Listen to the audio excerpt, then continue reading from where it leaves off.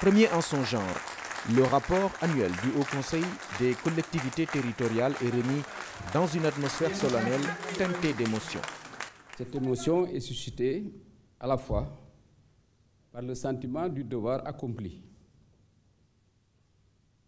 et par ce que représente pour moi le palais de la République. Lieu mythique chargé de symboles et d'histoire. Lieu prestigieux et révéré. J'y ajoute, Monsieur le Président de la République, que j'ai appris à servir et à respecter, à défendre par-dessus tout et en toutes circonstances l'institution que vous représentez et la fonction que vous incarnez. Monsieur le Président Ousmane Tanor Dieng, je voudrais d'abord vous remercier pour vos propos introductifs qui montrent vos qualités humaines, votre qualité d'homme généreux, d'homme de responsabilité, en nommant vos qualités d'homme d'État. Le Haut Conseil des collectivités territoriales traduit la vision du président Macky Sall en matière de décentralisation et d'aménagement du territoire. Une politique qui est loin d'être un hasard. Pour le démocrate et le décentralisateur convaincu que vous êtes, la révision constitutionnelle ratifiée en mars 2016 constitue une véritable révolution tranquille puisqu'elle instaure une république de proximité fondée sur la territorialisation des politiques publiques. Si une grande avancée est notée, le rapport ne perd pas de vue les défis qu'il faudra relever.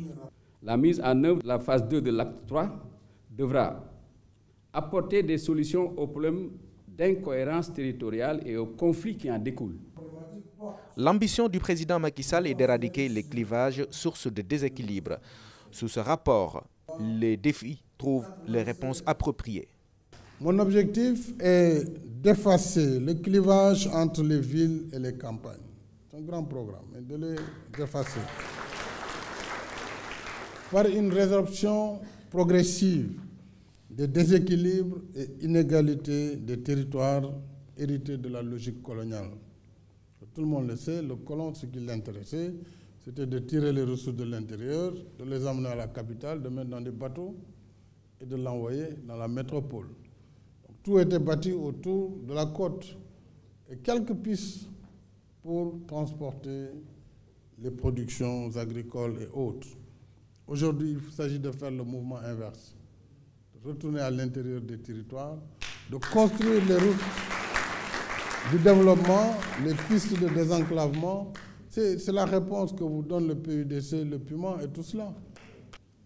J'ai pris connaissance de votre rapport, Monsieur le Président, et je voudrais à cet égard vous exprimer toute ma satisfaction.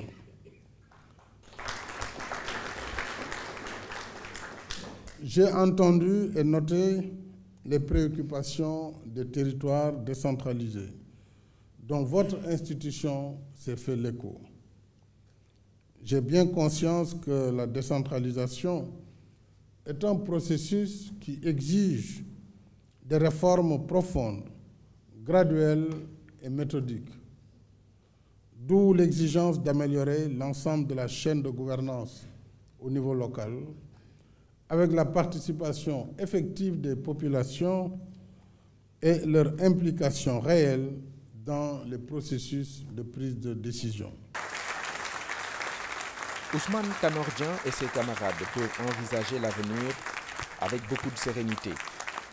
Avec le satisfecit du chef de l'État, les hauts conseillers territoriaux sont plus que jamais mobilisés pour répondre aux attentes de toute une nation.